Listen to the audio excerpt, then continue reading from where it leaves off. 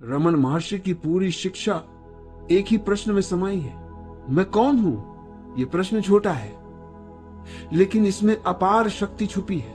इतनी शक्ति कि यदि तुम इसे ईमानदारी से पूछ लो तो यह तुम्हें पूरी तरह बदल सकता है। लेकिन याद रखना, यह प्रश्न केवल कहना पर्याप्त नहीं, इसे जीना पड़ता है, इसे भीतर उतारना पड़ता है, इसे अपनी धड़कन का हिस्सा बनाना पड़ता है। यह प्रश्न साधारण नहीं है। यह प्रश्न मन के लिए खतरा है, क्योंकि मन ही वह झूठ है जिसका पर्दाफाश यह प्रश्न करता है। मन हमेशा बाहर दौड़ता है। वो वस्तुओं को पकड़ना चाहता है, लोगों को पकड़ना चाहता है, अनुभवों को पकड़ना चाहता है, लेकिन यह प्रश्न बाहर नहीं जाने देता। यह तुम्हें भीतर मोड़ देता है। यह पूछता है, जो ढूंढ रहा है वह कौन है? अगर तुम इस प्रश्न की गहराई में उतरोगे तो तुम पाओगे कि खोजने वाला ही झूठ है, और जब खोजने वाले का झूठ उजागर हो जाता है तभी सत्य का द्वार खुलता है। यह प्रश्न तुम्हें धीरे धीरे तुम्हारी सारी झूठी पहचानें छीन लेता है। तुम कहोगे, मैं शरीर हूं। रमन पूछते हैं, क्या तुम शरीर को आते जाते नहीं देखते? क्या तुम शरीर की बीमारी, उसकी थकान, उसकी भूख को देखते नहीं? और देखने वाला कैसे देखा हुआ हो सकता है?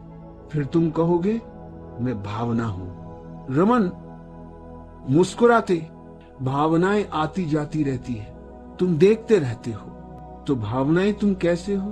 फिर तुम कहोगे, मैं विचार हूं। रमन कहते, विचारों की धारा चलती रहती है और तुम देखते रहते हो, तो तुम विचार भी कैसे हो सकते हो? धीरे धीरे सारी पहचानें गिरने लगती है। तुम समझने लगते हो कि तुम अनुभव नहीं हो, तुम अनुभव करने वाले हो। तुम वस्तु नहीं, तुम साक्षी हो, और इस साक्षी में प्रवेश कर लेना ही मोक्ष है, समाधि है, ईश्वर है। रमन महर्षि की अद्भुत बात यह है कि उन्होंने कभी किसी से कोई कठिन साधना नहीं मांगी। वो एक कहते थे, सिर्फ अपनी जड़ में लौटो, बाकी सब अपने आप हो जाएगा। लेकिन ये लौटना आसान नहीं है, क्योंकि मन बाहर का आदी है। मन भीतर जाने से डरता है। मन जानता है कि भीतर जाने का मतलब है उसकी मृत्यु। इसीलिए जब भी तुम भीतर जाने की कोशिश करते हो, मन तुम्हें कुछ न कुछ दे देता है। कोई विचार, कोई कल्पना, कोई इच्छा, कोई भय, बस ताकि तुम भीतर न जा सको। मन स्वयं को बचाना चाहता है, क्योंकि मन स्वयं मृत्यु के छोर पर खड़ा है। और यही कारण है कि रमन का प्रश्न कमजोर मन के लिए नहीं है। यह प्रश्न बहादुरों का प्रश्न है। यह प्रश्न उन लोगों का है जो अपने भ्रमों का सामना कर सकते हैं। जैसे जैसे यह प्रश्न भीतर उतरता है, तुम्हें दिखता है कि तुम जो समझते थे वह तुम बिल्कुल नहीं हो। तुम्हारा मैं ढहने लगता है, और मैं का ढहना दुख नहीं, आनंद है, उत्सव है, क्योंकि मैं ढहता है और पहली बार सत्य प्रकट होता है। एक बार किसी ने रमन से पूछा, मैं ईश्वर तक कैसे पहुंचूं? रमन ने कहा, पहले ये देख लो कि मैं कहां हूं। यदि मैं मिल गया तो ईश्वर भी मिल जाएगा, और यदि मैं खो गया तो ईश्वर के सिवा कुछ नहीं बचेगा। ये रमन का जादू है। वे किसी भी प्रश्न को तुम्हें वापस तुम्हारे भीतर भेज देते हैं। वे बाहर की खोज को असंभव बना देते हैं। वे तुम्हारी दृष्टि को भीतर केंद्रित कर देते हैं, और यह केंद्र बिंदु तुम्हारा शुद्ध अस्तित्व, जहां पहुंचते ही सारी यात्रा समाप्त हो जाती है, क्योंकि यात्रा करने वाला ही यात्रा था। जब यात्रा करने वाला ही खो गया तो कहां जाना है? कौन जाएगा? किस दिशा में? किस मंजिल तक?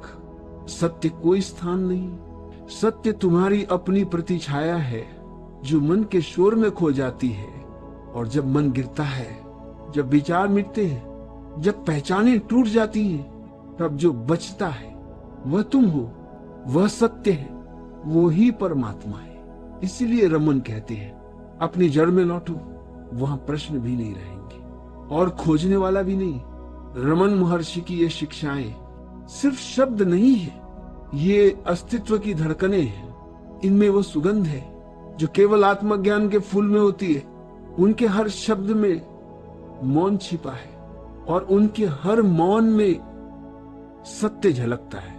यदि तुम इस प्रश्न को थोड़ी देर भी अपनी आंखें बंद करके पूछो, मैं कौन हूं, तो तुम पाओगे कि एक बहुत गहरी, शांत, निर्लेप ऊर्जा तुम्हारे भीतर उभरने लगी है।